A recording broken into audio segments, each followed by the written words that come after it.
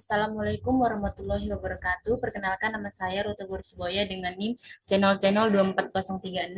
Hari ini akan presentasi mata kuliah aspek hukum dalam bisnis. Materinya tentang hukum hak kekayaan intelektual. Yang terhormat Bapak dosen pengampu Dr. Wilmi Eka Putra SMSI. Pertama-tama di sini ada poin pembahasan yang kita bahas di sini yaitu tentang pertama pentingnya HKI, definisi dan unsur HKI, cabang utama dari HKI dan sanksi pelanggaran hak kekayaan intelektual atau HKI, fungsi dan tujuannya, manfaat dan perlindungan serta dasar hukum HKI. Baik, pertama pentingnya HKI. Adapun latar belakang dan relevansi HKI, yaitu HKI itu krusial untuk inovasi, kreativitas, dan pertumbuhan ekonomi, dan melindungi aset yang tak berwujud. Pentingnya HKI itu meningkat seiring perkembangan teknologi, industri, dan perdagangan global, serta memberikan perlindungan hukum dan manfaat ekonomi bagi ide dan karya. Tujuan dan manfaat pembahasan materi kita hari ini yaitu tentang perlindungan hukum dan insentif bagi kreator, iklim investasi kondusif, dan dorong IRNG, percepat pertumbuhan industri dan ekonomi, serta meningkatkan kualitas hidup dan daya saing. Perkembangan teknologi HKI itu seiring dengan kemajuan teknologi atau AI, perangkat lunak, itu membuka peluang baru dalam perlindungan HKI seperti digitalisasi pendaftaran, namun juga menimbulkan tantangan baru bagi kreator atas karya yang dihasilkan. Definisi dan unsur HKI. Jadi pengertian dari HKI ialah hak eksklusif yang diberikan negara untuk melindungi hasil cipta, rasa, dan karsa manusia dalam ilmu pengetahuan, seni, sastra, atau teknologi. Ini berhubungan erat dengan aset tak berwujud yang lahir dari kemampuan intelektual. Hak kekayaan intelektual atau HKI itu merupakan hak yang berkaitan dengan benda tidak berwujud yang melindungi Cipta, Rasa, dan Karsa Manusia menurut Utomo tahun 2009. Selain itu, menurut Departemen Hukum dan HAM, RI bekerjasama dengan European Commission ASEAN Project on the Protection of Intellectual Property Rights atau ECAP, HKI adalah hak timbul dari hasil olah pikir manusia yang menghasilkan produk yang berguna bagi manusia. Unsur-unsur pokok HKI yaitu yang pertama ada hak eksklusif, yaitu diberikan oleh hukum, memungkinkan pemilik menguasai hasil karyanya, dan ada kemampuan intelektual, yaitu timbul dari olah pikir dan kreativitas manusia, serta nilai ekonomi, yaitu memiliki potensi komersial dan keuntungan ekonomis. Cabang utama HKI yang pertama ada hak cipta. Berdasarkan Undang-Undang Nomor 28 Tahun 2014 tentang hak cipta, hak eksklusif pencipta untuk mengumumkan atau memperbanyak ciptaannya. Sifat kebendaan dan syarat itu benda bergerak tidak berwujud, peralihan harus tertulis. Syaratnya itu material from, bentuk nyata, originality, asli pencipta. Objek perlindungannya itu seperti kayak buku, program komputer, karya tulis, ceramah, pidato, alat peraga, dan lain-lain.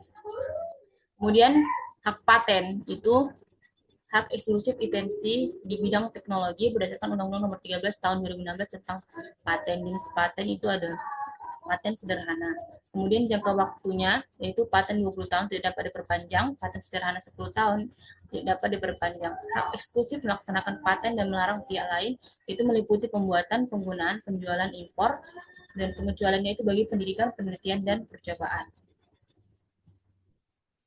Kemudian ada merek, yaitu tanda grafis dengan daya pembeda digunakan dalam perdagangan barang atau jasa berdasarkan Undang-Undang Nomor 20 Tahun 2016.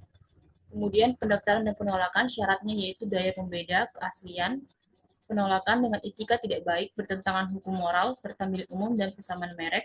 Jangka waktu perlindungannya 10 tahun, tidak dapat diperpanjang, sanksi pidana penjara hingga 5 tahun, denda hingga 1 miliar.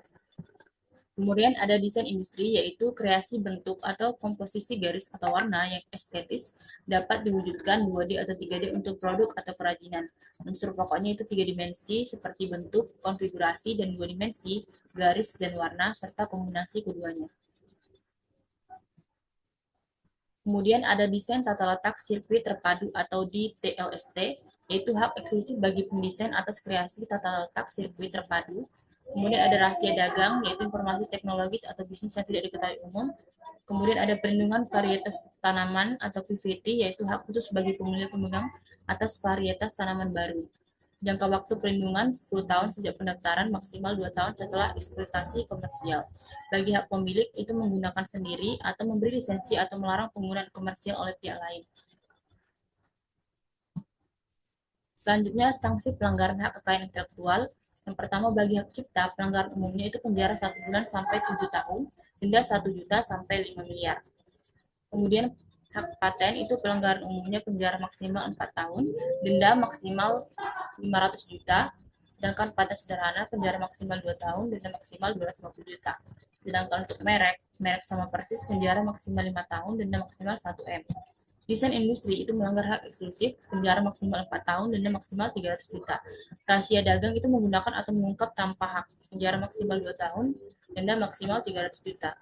Pelindungan varietas tanaman atau PVT itu kegiatan tanpa izin pemegang hak, penjara maksimal 7 tahun, denda maksimal 2,5 M. Fungsi dan tujuan HKI. Nah, kita akan membahas mengapa hak kekayaan intelektual itu penting.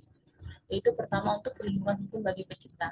HKI itu memberikan perlindungan legal atas hasil cipta karya individu atau kelompok untuk mengamankan aset yang berharga. Kemudian mencegah pelanggaran dan meningkatkan kompetisi, yaitu mengatasi pelanggaran HKI serta mendorong pencipta untuk terus berkarya dan berinovasi.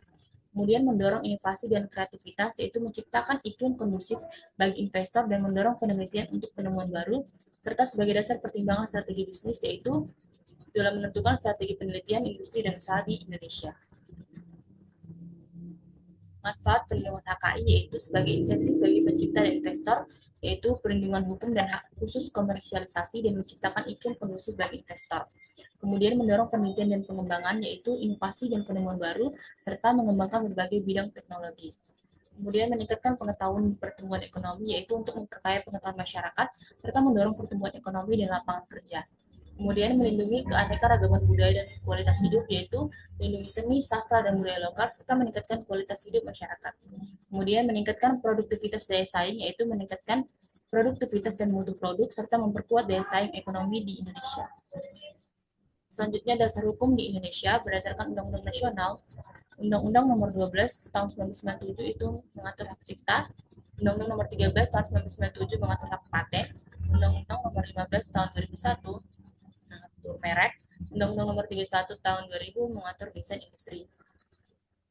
HKI itu melindungi pencipta, mendorong inovasi, menciptakan iklim investasi kondusif, dan meningkatkan daya saing produk nasional di pasar global. Kesimpulannya, hak kekayaan intelektual atau HKI merupakan hak eksklusif atas hasil olah pola pikir manusia yang memiliki nilai ekonomi dan terdiri dari 7 cabang utama, yaitu hak cipta, paten, merek, desain industri, DTLST, rahasia dagang, dan perlindungan varietas tanaman atau PVT dengan ketentuan yang spesifik. HKI berfungsi untuk melindungi pencipta, mendorong inovasi dan pertumbuhan ekonomi, serta menjaga kekayaan budaya.